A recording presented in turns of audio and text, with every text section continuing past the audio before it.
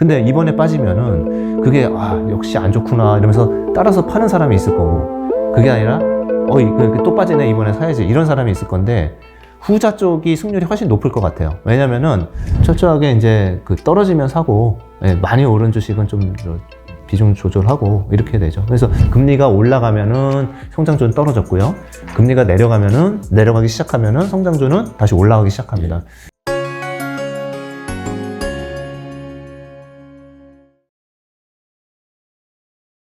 안녕하세요. 자이언트TV의 양국순 기자입니다. 작년 하반기부터 이제 금리가 워낙 빨리 오르다 보니 이제 주식을 들고 계신 분들이라 할지라도 좀 물린 종목 위주로 들고 계신 분들이 많은데요. 역발상 투자 관점에서는 모두가 사실 주식 투자에 관심이 없을 때 좋은 매수 기회일 가능성이 높다고 생각합니다. 그래서 모셔봤습니다. 김태용 그로스1 자산운용 대표님 모시고 말씀 나눠보겠습니다. 안녕하세요, 대표님. 안녕하십니까. 최근 사실 시장만 분위기만 놓고 보자면 저점 대비해서는 좀 올라온 상황이지만 올해 증시가 엄청 희망적일 것 같다는 의견은 별로 없는 것 같아요. 올해 물가나 연준의 정책 전체적으로 좀 어떻게 보시는지 궁금합니다. 네, 이제 얼마 전에 물가가 나왔었는데 예상치만큼 나왔잖아요. 그래서 물가가 이제 둔화되고 있는 거는 계속 그렇게 그 방향으로 갈 것 같아요. 그리고 지금 약간 아직은 덜 떨어지고 있는 게 이제 서비스 항목, CPI 안에서 서비스 항목, 그리고 이제 주거 관련한 항목, 이런 부분들이잖아요. 그리고 임금소득이 아직은 이제 높게 올라가고 있기 때문에 그런 쪽에 다 영향을 미치고 있는데, 이제 그동안에 CPI를 끌고 내려왔던 것들은 거의 커머더티나 이제 이런 상업적인 부분에, 예를 들어 자동차, 중고차 이런 부분들이거든요. 그래서 이제 이런 부분들 이제 하나씩 조금만 구체적으로 살펴보면은, 일단은 유가도 떨어졌는데 상업 관련한 지표들, 이런 부분들은 앞으로도 계속 좀 떨어질 것 같아요. 그 이유는 뭐냐면은 유가가 여기서 현재 그대로 유지되더라도 작년에 기고 효과가 있기 때문에 전년 동기비는 계속 떨어지는 효과로 나와요. 그리고 두 번째로는 이제 주거비 쪽이 좀 비중도 크고, 이제 그쪽이 렌트가 안 떨어져서 그런데, 사실 이제 주택가격하고 괴리도가 많이 벌어진 게 뭐냐면, 주택가격은 이미 많이 폭락했거든요. 사실은 폭락이라는 단어를 쓸 정도로 빠르게 내려왔어요. 이제 그 부분이 렌트까지 영향 미치는 데는 한 최소 6개월에서 1년 정도 걸리는데, 그 부분이 벌써 한 6개월 지났기 때문에 이쪽 주거비 항목들도 하반기 가면은 계속 둔화될 것 같아요. 그래서 이제 요약하면은 더 자세히 말씀드릴 수 있지만은, 요약하면은 이제 물가는 좀 안정된다. 제가 참고로 중고차 가격들을 이렇게 보면서 좀 놀란 게 뭐냐면은, 국내에도 중고차를 좀 찾아보니까 중고차 매물이 엄청나게 늘어났더라고요. 그러니까 중고차 가격을 할인해 준다는 게 아니라, 너도 나도 이제 할부금이 막 올라가니까, 그러니까 이제 무리하게 샀던 차들이 쏟아져 나오다 보니까 그게 가격을 못 버티고 떨어지는 추세이고요. 미국도 똑같습니다. 그래서 이제 그런 여러 가지 항목으로 봤을 때는 물가는 꼭 경기 침체가 오지 않더라도 이제 하향 안정되는 게 이제 당연한 건데, 중요한 거는 이제 영준 목표한 대로 2%까지는 좀 못 갈 것 같고요. 한 4% 이 정도에서 이제 일단은 올해는 만족을 해야 될 것 같은데, 4%대에서. 그렇지만은 이제 연준이 생각했을 때 그게, 그 정도로 이제 서서히 떨어지면은 금리를 이제 더 세게 올릴 필요는 없다라고 생각하는 게 지금 점점 컨센서스가 모아지고 있는 것 같고, 그래서 이제 연준의 대응을 말씀하셨는데, 연준 같은 경우는 시장에서 알고 있는 거 그대로인 것 같아요. 그러니까 일단은 이제 2월 초에 이제 25bp 올리고, 그 다음에 또 25bp 2번 정도 더 올려서 한 5점, 이제 상당 기준으로 5.25 정도, 그 정도로 생각하고 있고, 시장에서는 그거보다, 그러니까 채권 시장이라고 봐야겠죠. 금융 시장에서는 그거보다는 조금 낮게 한 50bp 올리고 끝나지 않을까, 이렇게 기대를 하는 것 같습니다. 중요한 거는 이제 금리 사이클의 막바지 구간에 들어왔다는 거죠. 감사합니다. 또 사실 올해 주식 투자자 입장에서는 좀 궁금한 거 두 가지일 것 같습니다. 정리하자면, 주식 시장의 진짜 바닥은 언제 나오는가, 그리고 주식 시장의 대세 상승장으로의 추세 반등은 언제 어떻게 이루어지나, 이 두 가지일 것 같은데요. 주식 시장의 바닥 여부를 좀 어떻게 전망하고 계신지 궁금합니다. 네. 이제 주식이 바닥을 찍은 거 아닌가? 한국 기준으로 이제 이런 생각이 좀 드는데, 저도 이제 조금 확률이 그게 높아졌어요. 그래서 한 70-80% 정도 이상의 확률로, 지난 10월달, 작년 10월달이죠. 그때 2150 정도? 이때가 바닥이었던 것 같다라는 생각이 점점점 이제 들고 있는데, 아직 확신이 없거나 또는 이제 전저점은 안 깰 것 같아요. 근데 이제 지금 바로 치고 올라가기 좀 힘들다고 생각하는 이유는, 지금 지표를 말씀하셨는데 이제 크게 한 3가지 정도 보시면 되는데, 이제 중요한 지표로 OECD 경기 선행 지표를 좀 보셔야 됩니다. 그래서 한국 따로 띄어서도 볼 수 있고요. 그리고 한국이 조금 빠르고. 근데 경기 선행 지수가 왜 이제 유효하냐면은, 작년에 우리 코스피가 빠지기 시작한 게 이제 재작년이에요. 지금 보면은 벌써. 2021년 여름부터 이제 코스피가 빠지기 시작했습니다. 그리고 이제 경기 선행 지수도 그때 똑같이 빠지기 시작했어요. 그러니까 추세적으로 빠지기 시작해서 지금 1년 6개월 정도 빠지고 있습니다. 예. 동시에 ISM 제조업 지수, 미국의, 예, 그 지수도 비슷합니다. 저는 재작년 가을부터 빠지기 시작했고요. 그렇기 때문에 그런 경기 선행 지표들은 주가랑 거의 동행합니다. 사실 주가가 가장 선행하죠. 주가로 선행한 지표는 없는 걸로 알고 있습니다. 그런데 이제 동행을 하기 때문에. 근데 주가는 우리가 헷갈리잖아요. 이제 올라가도 반등해도 이게 제대로 그냥 턴 완전히 한 건가? 아니면 일시적인 반등했다가 또 떨어지는 거냐. 이런 그 의문점이 있어요. 그렇지만 아까 말씀드린 경기 선행 지수라든지 제조업 지수에 대한 서베이라든지 이런 부분들은 한번 방향이 잡히면은 쭉 가요. 네. 그러니까 이제 쭉 가니까 그 주가 변동을 왔다 갔다 했었지만 떨어지는 게 1년 6개월째 OECD 경기 선행 지수가 빠지고 있는 중이죠. 그래서 이제 그게 바닥이 언제냐 정확하게 알 수 없죠. 없지만은 올해 상반기 중에 바닥이 나올 것 같습니다. 네. 그렇게 되면 거의 2년간 이제 선행지수가 빠지는 건데 그런 경우는 거의 없었고요. 네. 그래서 이제 그게 이제 돌기 시작하는 게 1분기에서 2분기 사이가 아닐까 이렇게 생각이 들고요. 주가도 이제 거기에 동행하는데 아직 그거를 확인을 못했기 때문에 우리가 뭐 대세 상승에 접어들었다 이렇게는 말을 못해요. 그렇지만은 그런 지표들을 잘 확인하시면 될 것 같고요. 자, 한국 지금 제가 말씀드린 거는 미국 지표를 포함한 이런 부분들인데.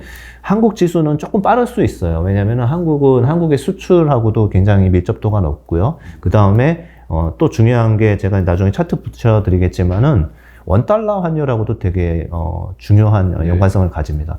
그래서 코스피가 처음 시작이 된 게 1980년에 100이라는 지수로 이제 지수가 선정이 됐거든요. 근데 그때 이후로 보면은 지금까지 한 40년 동안, 원달러 환율이 고점 찍고 내려올 때 코스피 바닥이 항상 나왔어요. 늦어도 2달, 뭐 이 정도 차이밖에 안 났었고.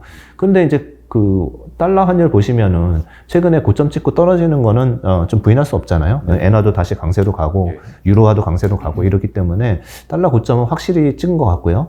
이렇게 변곡점이 왔을 때, 그게 이제 작년 11월이었거든요. 10월, 11월이었거든요. 그렇기 때문에 코스피 바닥이 그때가 아닌가라고 이제 제가 확률이 굉장히 높다. 라고 말씀드리는 이유도 그런 부분입니다. 그래서 정리하면은 경기 선행 지표, ISM 제조업 지수, 그 다음에 환율 이렇게 보시면은 어느 정도 감이 오실 것 같고요. 그 다음에 한국의 수출은 좀 늦게 돌 것 같은데 이번에 반도체 때문에. 그런데 한국의 수출이 돌면은 사실은 이제 모든 지표들이 조금 완성이 되는 조금 신뢰도가 더 높아진다 이렇게 볼 수 있을 것 같습니다.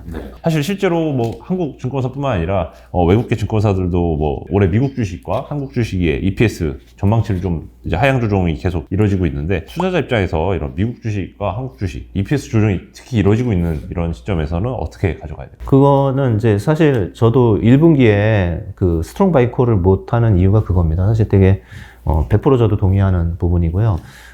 지금 이제 미국 같은 경우는 이제 이번 주부터 해서 이제 어닝 사이클에 들어갔죠. 그래서 4분기 이익이 나올 건데, 뭐 당연히 미스할 거고요. 당연히 미스할 거고, 더 중요한 거는 이제 1분기 가이던스를 줄 건데, 그것도 더 낮출 거예요. 그러니까 시장에서는 그것 때문에 좀 출렁일 수가 있습니다. 예. 그리고 가이던스가 낮아지기 때문에 전체적으로 하향 조정하면서 그게 이제 주식의 발목을 잡을 것 같아요. 그래서 저는 1분기 내에는 그 지표들이 좀 선행적으로 돌고 있긴 하지만은 1분기는 박스권이라고 생각합니다. 그래서 뭐 2,500 가면은 좀 줄였다가 또 2,200 가면은 매수했다가 이런 부분들이 계속 그런 기회를 줄 거예요. 왜냐하면 실적이 안 좋다, 가이던스 안 좋다 이렇게 되니까 그 주가들이 빠질 거 아니에요. 그 개별 주가들 발표할 때마다.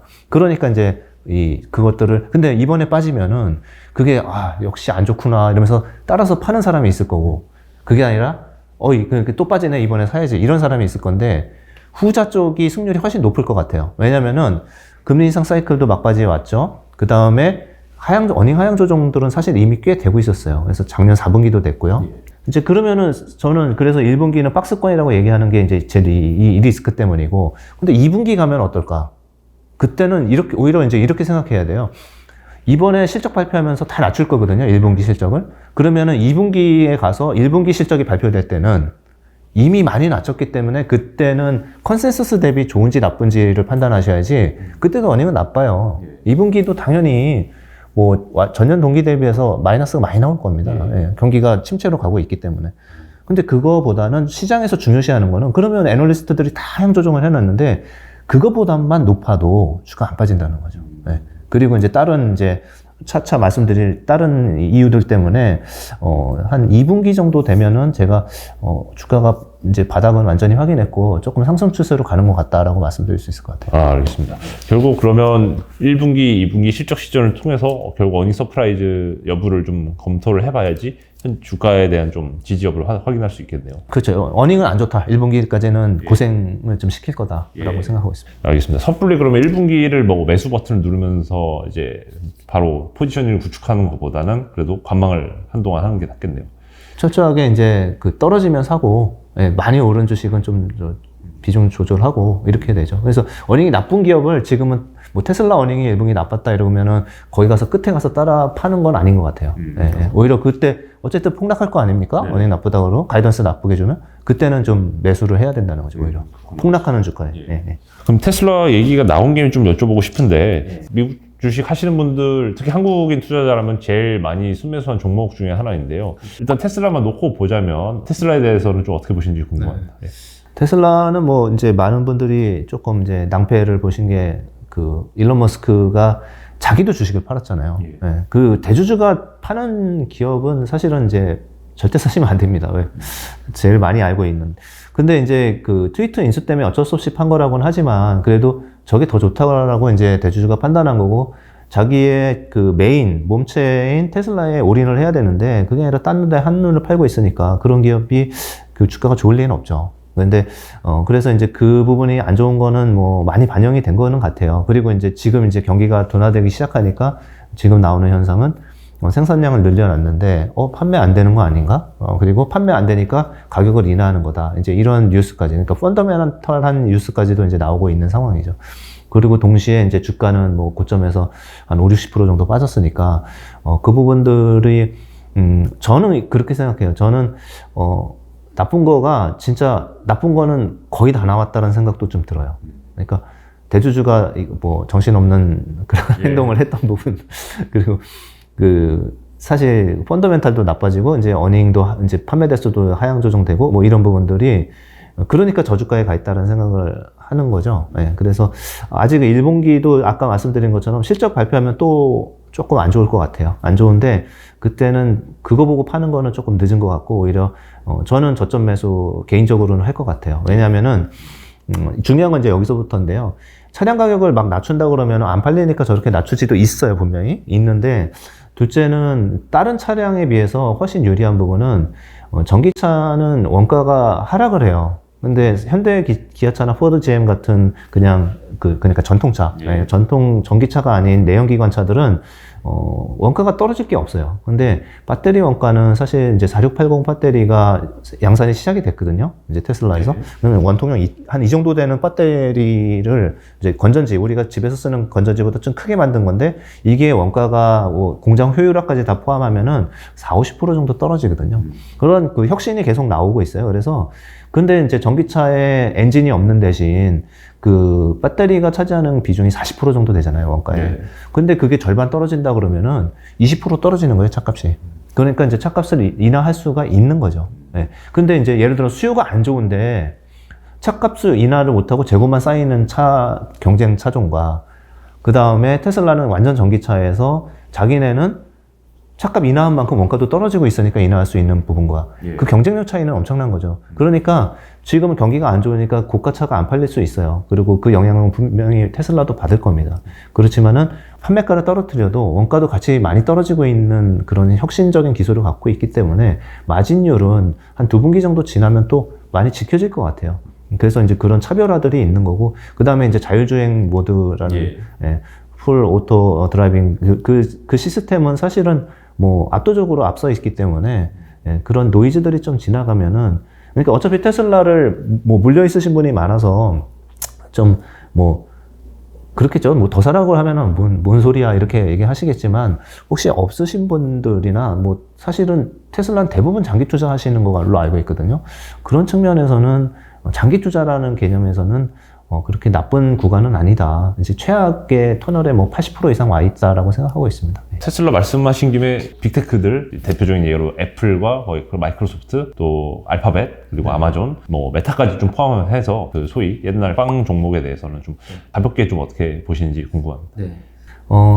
지금 이제 안 좋아지는 구간에 들어가 있는 거는 확실한데, 저는 이제 그 기업들은 지수랑 같이 연동이 많이 될 것 같아요. 그래서, 지수라는 거는 이제 아까 말씀드린 것처럼 미국 기준으로는 2분기 정도면은 이제 턴어하지 않을까라고 생각을 하고 있기 때문에, 전체적으로, 그런 빅테크들도 하락폭이 좀 컸죠. 그러니까 나스닥 하락한 만큼 하락한 게 이제 애플이 조금 아웃퍼폼했고 마이크로소프트 뭐 이런 정도가 조금 그랬고 나머지 이제 아마존이라든지 뭐 메타는 엄청나게 빠졌잖아요. 근데 지금 이런 기업들이 그렇게 조금 한두 분기만 지나면 그래도 기회가 있다라고 생각하는 부분은 빅테크들이 제일 세게 얻어맞은 이유는 물론 이제 광고 수입이 줄기도 하고 그 다음에 성장률이 많이 줄어들었잖아요. 그래서 집에서 이제 코로나 시기에 집에서 인터넷 하다가 다시 이제 밖으로 나와서 소비를 하는 쪽으로 해서 둔화가 된 부분이 분명히 있어서 주가가 많이 빠진 건 맞거든요. 네. 한국도 그렇고 네이버, 카카오. 근데 그 중에 상당 부분의 그 밸류를 깎아먹었던 이유는 금리 때문에 그랬어요. 그러니까 저는 이제 하락폭의 거의 절반 정도는 금리 때문에 많이 언더퍼폼했다고 생각하거든요. 그러니까 성장주들은 금리가 올라가면은 무조건 언더퍼폼 합니다. 그쪽 돈 다 팔아가지고 다 방어주라든지 아니면은 가치주로 이제 자금이 이동하죠. 그래서 그 피해를 많이 받았는데 중요한 거는 이제 3월이나 5월에 어쨌든 금리 인상, 정책 금리 인상은 끝나는 걸로 돼 있잖아요. 그럼 뭐 중간에 4월쯤에 끝난다 하더라도 시중금리는 2달 전에 벌써 바닥을 치고 떨어지기 시작해요. 이미 떨어지고 있는 중이고요. 그렇기 때문에 금리가, 그러니까 정책금리가 아니고요. 시중금리입니다. 미국 국채 10년물, 2년물 이런 것들이 떨어지기 시작하면은요. 다시 반대로 그동안에 패대기 쳤던 인터넷주, 성장주들의 매기가 다시 몰립니다. 네. 이거는요, 어떤 뭐 제 주장이 아니에요. 그냥 역사적으로 50년 동안 항상 그랬습니다. 성장주와 가치주는 금리와 반대로 계속 움직였어요. 금리가 올라가면은 성장주는 떨어졌고요. 금리가 내려가기 시작하면은 성장주는 다시 올라가기 시작합니다. 이거는 뭐 한국 시장이 아니라 미국 시장, 전 세계 시장이 그렇게 똑같이 움직이기 때문에 이런 부분들도 한번 좀 탑다운 관점에서 이렇게 노려보실 필요가 있는 거죠. 빅테크까지는 말씀 주셨는데 또 나는 또 글로벌 IB에서는 이제 한국을 포함해서 작년 동안 강달러 시대의 피해를 상대적으로 많이 봤던 이런 약세 통화들이 올해부터는 좀 반전을 써나갈 것이다 이렇게 말씀을 하시더라고요. 오히려 미국 주식보다도 한국 주식이 올해는 진짜 날 수 있다. 한국이 좀 더 적절하게 외국인 투자자들에게 매력이 있을 것이다 이런 말씀 많이 하시는데 대표님께서는 그런 차원에서 좀 어떻게 보실까요? 네. 그 현상은 이미 이제 나타나고 있는데 그 작년에 제가 또 딴 유튜브에서도 그런 말씀 많이 드린 게 이제 골드만삭스가 뭐 한국을 바이로 올렸다 이런 부분들 뭐 다양하게 소개를 드렸는데 연말 가니까 이제 골드만삭스가 원화 환율을 그때는 1,300원 넘었었는데 1,220원으로 전망하더라고요. 네. 그런데 다른 이머징은 그렇게 많이 안 낮췄어요. 그러니까 그렇게 강세로 안 봤는데 유독 이제 한국, 중국 이런 쪽도 좀 좋게 봤고요. 그리고 이제 많은 이제 JP 모건이라든지 많은 글로벌 IB들 중에서 모건 스탠리 같이처럼 나쁘게 보는 애들 빼놓고는 이머징에 대해서 투자 의견 계속 몰리고 있어요. 그리고 이제 그 근거를 보면은 중국은 계속 돈 풀고 있었고 이제 이징을 하고 있었는데 이제 코로나랑 복병이 생긴 거잖아요. 근데 이제 이제 리오프닝 그러니까 위드 코로나 정책으로 중국이 전환하면서 더 강해진 것 같아요. 그런 비유들이. 그러면서 그걸 이제 증명하는 게 연초에 우리나라의 외국인 순매수 금액도 있지만 이번 주 좀 최근의 뉴스로는 금요일 날 나오는 그 세계 펀드 플로우의 리포트를 보니까 1년 8개월 만에 가장 많은 돈이 이머징 마켓에 들어왔어요. 46억 달러. 그러니까 한 5조 원 정도가 일주일 동안입니다. 매주 나와요. 이게 이제 들어온 거죠. 그러니까 이번 주도 뭐 주가는 나쁘지 않을 것 같은 게 이제 그런 외국인 사자가 계속 되는 거죠. 근데 그 이유는 한국을 사는 것도 있고 중국을 사는 것도 있고 또 홍콩 같은 경우도 이제 지수가 좋은 게 빅테크 규제를 많이 풀고 있어요. 그러니까 중국이 그동안에 빅테크 때리기를 알리바바 포함해서 텐센트 엄청나게 때렸잖아요. 규제하고 과징금 물고 이런 부분이 끝났어요. 그래서 디디 출신 같이런 이제 뭐 빅테크의 대표적인 규제를 받았던 곳들도 이제 제한 풀어버리더라고요. 그래서 그와 같은 이제 규제의 변화, 그 다음에 정책의 변화, 코로나 정책의 변화, 그 다음에 어차피 돈은 풀고 있었고 물가는 안정된 국가 3%밖에 안 되니까 그런 국가로 돈이 쏠릴 수밖에 없는 거고요. 미국 같은 경우는 그동안 달러 강세가 20년 최고치였습니다. 20년 최고치였고 거기에 대한 많은 돈들이 그 강세, 그 다음에 높은 미국 국채 수익률, 이자율이죠. 그것 때문에 유럽, 일본에서 많은 돈이 들어갔던 것들이 다시 풀려나가는 거죠. 그러니까 원래 가만히 있다가 야 여기 이머징 좋다 하고 몰려가는 게 아니고요. 이머징에서 엄청난 돈이 빨려 나갔다가 다시 그냥 복귀되는 수준이라고 보시면 돼요. 네. 네. 그리고 마지막으로 이제 일본 같은 경우도 제로 금리, 정책 금리 제로를 어쩔 수 없이 포기를 한 거죠. 네. 물가가 이제 그 압박이 있는데 계속 유지하고 국채를 사다 보니까 돈이 거덜이 나고 그러니까 포기를 한 거죠. 네, 구로토 총리가.